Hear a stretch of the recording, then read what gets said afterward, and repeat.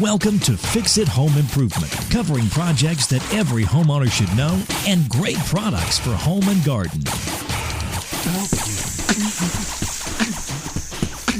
Hi, I'm JC, and this is where we share weekly home improvement tips. I'm here with my co-host, Cindy. Hello, JC. Hi, Cindy. Today we're going to be talking about televisions, and we'd like to thank Ursula Thompson for liking and sharing the podcast. In the 1880s, Alexander Graham Bell came up with the photophone. So he was transmitting sound without wire, and he said this was his best invention, and he thought that one day he could send images. That's why he called it the photophone. Did he? No. In 1900, the first TV was at the World's Fair in Paris. 1925, the first television test was between Washington, D.C. and New York. In 1936, there were only 200 TV sets in the United States. Wow. And then it wasn't until 1997 where we had the first flat screen TV. So there's been a lot of changes in TVs over the last few years. The primary TV now is an LED LCD in HD and Ultra HD. That was a lot of letters. And LEDs are light-emitting diodes, and this is what's producing the light. LCD screens are liquid crystal display, and the LCDs work like shutters, opening and closing to allow light and color to pass through. Interesting. And this combination of LEDs and LCDs working together, it allows you to have a TV that's very light, very thin, and you get excellent picture quality even in well-lit rooms. And most companies have actually stopped producing plasma TVs. Oh, really? So it was weird. Like the plasmas were actually at the time better. So you have these gas cells sandwiched between two sheets of glass, and each cell acted like a mini fluorescent bulb. So these early models got much better natural colors and better, darker blacks than the early LCDs. Well, it's just like when Blu-ray came out and they had like the HD players too, and who was going to win. Yeah. Plasma lost. When you're shopping for a TV, there's a lot of types now. So you're going to see HD, Full HD, UHD, SUHD, Ultra, HDR, 4K, OLED, and Smart. Why do they make things so complicated? Well, it's funny. There's no real standard like between companies too. So I ran over to Best Buy just to look at some of the stuff they had. They had all of their TVs grouped. So like they would have the LG, the Vizio, the Sony, all kind of grouped. So I'm looking at the section with just LG TVs. They had LED, 4K, Super UHD, OLED, Smart, and 3D. And then next to it they had Vizio. So they had SmartCast, HDR, 2160, 1080, and 720. Similar TVs, but terminology. Yeah, different terminology for the same type of set. So it's pretty interesting. It's kind of confusing now. A little bit, yeah. When you walk into Are we going to explain what any of this means? Or? Sure. So if you see HD, HD is short for high definition, and this has a ratio of 16 to 9. That was one of the only ones I knew. So this is the width, like a movie screen. And HD can either be 720, 1080, or 2160. So what do those numbers mean? So if it's high definition. If you see HD Ready or Standard HD, this is 1280 pixels wide by 720 pixels high. So the TV industry uses the height of 720 for the resolution. So if you see an HD or HD Ready or a Standard HD TV, you know that it's in this minimum configuration for high definition. Okay. And then if you see full HD or 1080p or true HD, the screen is 1920 pixels wide and 1080 pixels high. So it's called 1080p for the height. So the industry is using the height as how they're determining what model this is. So the P is for progressive. And this is how it scans the image, and it's the most common type. And you're going to get a better picture than the interlaced. So if you see 1080i, that's for interlaced scanning, and the P, so the progressive scanning, is what's really dominant now. So you'd want a 1080p. Right. That's going to have much better definition than 720p. Or 1080i. Right. And so this is kind of the standard now is 1080p. So if you're looking for a really good quality, high definition, you're almost starting at 1080p now. UHD or Ultra HD, 4K or 2160p. These are all high definition, 3840 pixels wide, 2160 pixels high, and it's called 2160p for the height, or they call it 4K for the width. So you can call this either one. But this has 4 times the resolution of a 1080p high definition, so pretty amazing. If you see SUHD or HDR or Ultra HD Premium or Quantum Dot Color, this is all about color. Okay. So this has nothing to do with the clarity as far as pixels. This has to do with this new range of color for 4K TVs. Much brighter whites, darker blacks, and just more dynamic color. So HDR means high dynamic range. SUHD is Samsung, that's their term. And the TV industry is still working on a standard with the movie industry. So in this brightness and color debate, you're also going to see Dolby Vision. So they have a higher range of color and brightness. So this is going to change over the next couple of years. It will, yes. So this is very evolving into hopefully one standard instead of all these letters and numbers. Right. And then you have OLED, OLED TVs, and it's organic light emitting diodes. And it's called organic because they use a carbon film. And this is the highest color accuracy. Each of the millions of pixels are lit individually. So this is almost like plasma, but like a step up. A wide range of color, incredible contrast, wide viewing angles, very thin screen, very lightweight. It has a blur-free picture, and these are going to be among the most expensive TVs, and it has an amazing picture. So I was looking at a comparison of some of the TVs, and I had one of the gentlemen helping me in this room where they show off like their stereo systems, and it is amazing, the color definition that you get on these OLED TVs. Because I have this argument with my dad all the time because he doesn't think there's a difference between watching like something on HD it's shocking. And compared to... Because it's fuzzy when it's not in HD anymore. Right. And I'm like, Dad, what is wrong with you? I'm like, you need to go to the eye doctor if this is how you see things and you can't tell there's a difference. With Smart TV or Internet TV, this allows you to access the Internet directly, and you're going to connect with either an Ethernet cable or the built-in Wi-Fi. And now there's no standard operating system or app package, so you're going to have surprise. So you're going to have to look at each TV and see what you get access to. So either Netflix, Hulu, Amazon, so you can stream videos or movies. And some have packages where you can get onto Facebook or Stitcher, and then you can download an app so you can use your smart devices as a remote.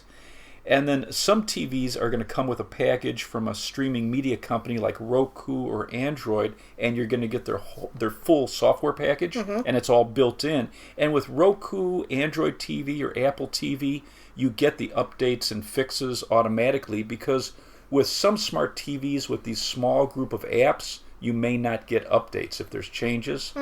The one thing to be aware of is if you buy a smart TV, they can crash just like a PC. Ooh, that would be a bummer. Because they're processing all this data. Yeah.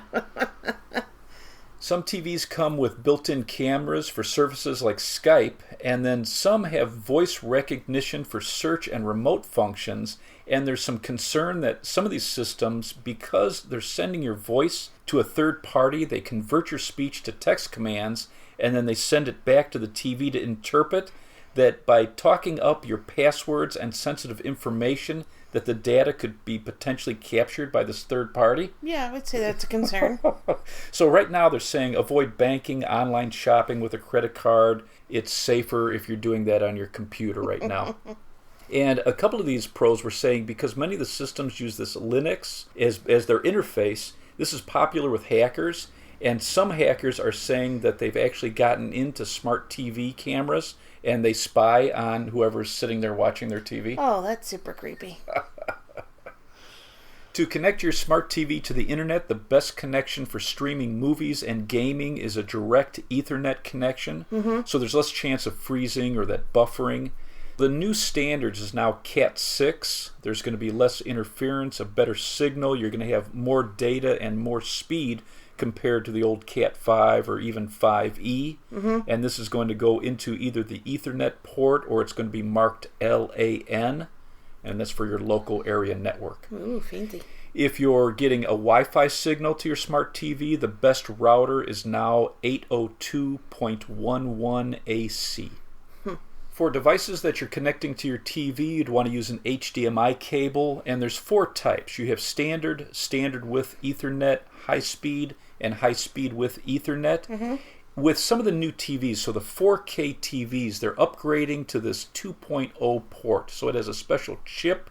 So a lot of the new programming that's going to be coming out needs this chip, and so it's the chip inside the device, not the cable. If you buy a 4K TV and let's say it has a 2.0 port, right, a lot of companies are going to try to sell you a special, very expensive HDMI cable that's marked for 2.0, and there is no difference. If it says high speed, you can buy the least expensive high speed HDMI cable and you will get all of the data up to 4K. Well, that's interesting. Yeah, so there's no reason to buy anything special. Just make sure you get high speed and you're going to be covered. When you're shopping for a TV, 1080p resolution is now the standard for HD TVs, and prices have really come down in the last couple of years. Right. So unless you're just getting a very small TV, let's say 32 inches or less for an office or an area where you're not concerned with either a great picture for movies or gaming, I would focus on 1080p as your starting point if you're looking for a TV. And then if you're going over 65 inches in a TV, 4K is going to look substantially better. With 4K, you have 8 million pixels, and with 1080p, you have 2 million pixels. So you're getting 4 times the pixels. Small objects are going to have great detail and clarity, and some of these models have much brighter and richer images. Right now, there's not a lot of 4K programming, but you'll have the technology for all the future, Ready and waiting. Right. So all these new resolutions, you're going to be ready for Microsoft's new 4K Xbox. No way.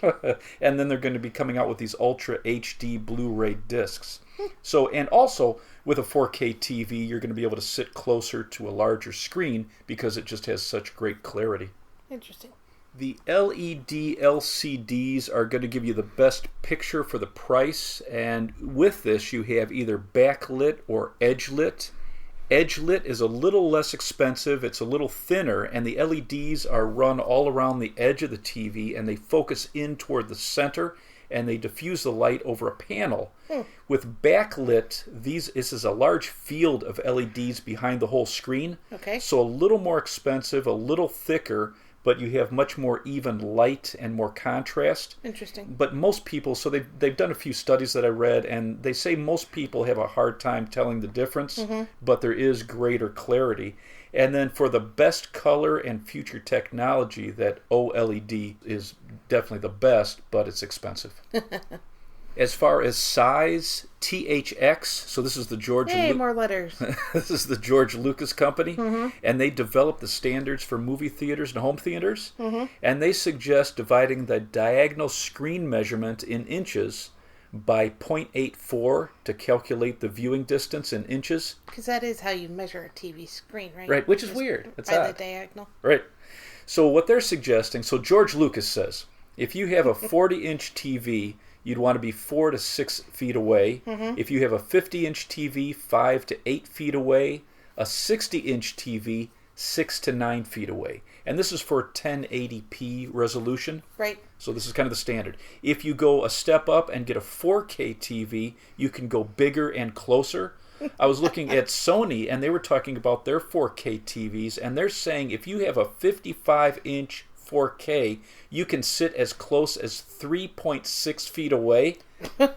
Is that great? Because it's so clear. And with a 65-inch TV, 4K, you can be as close as 4.2 feet. Wow. And in the typical living room, you're probably looking at a 55 to 65-inch TV. You're going to get the best look for your viewing distance. When you look at the boxes, you're going to see a refresh rate of either 60, 120, or 240, and this is how many times per second the picture is refreshed on the screen. 120 is the minimum. If you can find one that's 240 in your price range, it's even better.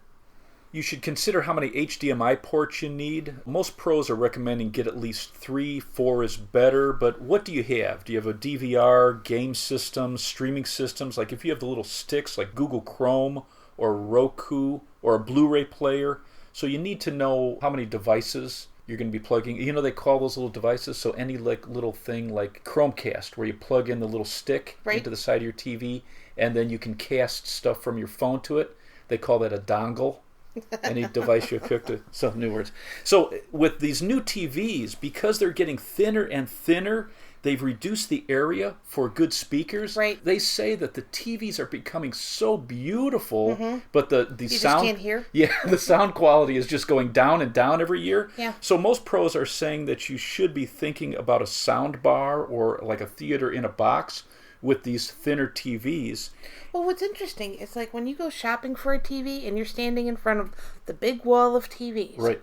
All the sound is off, all the pictures on, so you're like, oh, wow. Incredible. Compare this one to this one. Right. But yeah, you get it home and you can't hear. Yeah, it sounds like a tin can. But it's funny. So when I did some shopping, you know, they had the sound bars. So I'm standing there, you know, looking at the TV and talking to the guy, and the sound was magnificent. And they were all coming out of these sound bars. Right, but if you don't know what a sound bar is, I'm sure they got the signs right in front of it too. And when you're looking at it and thinking about, you know, potentially getting a sound bar, you should be looking for an HDMI port that is marked ARC. And so this is audio return channel. What's cool about this is when you plug in, let's say, a sound bar, some of them are plug and play, so they automatically send the sound out to it from that port. Okay. Or you go into your settings and you tell the TV to send the sound out that port to your sound bar or theater in a box. So that's really a nice feature. If you like photos and do a lot with the SD cards, you should check to see if the TV has an SD slot or a USB input for your devices. Wow, who would ever think about that? Yeah, I mean, like if you do a lot of photography, it's a nice thing to have. It's interesting. And then only worry about analog ports if you have an older system like your dad with his VCR that's using like an RCA cord. But almost everything now is going to be HDMI.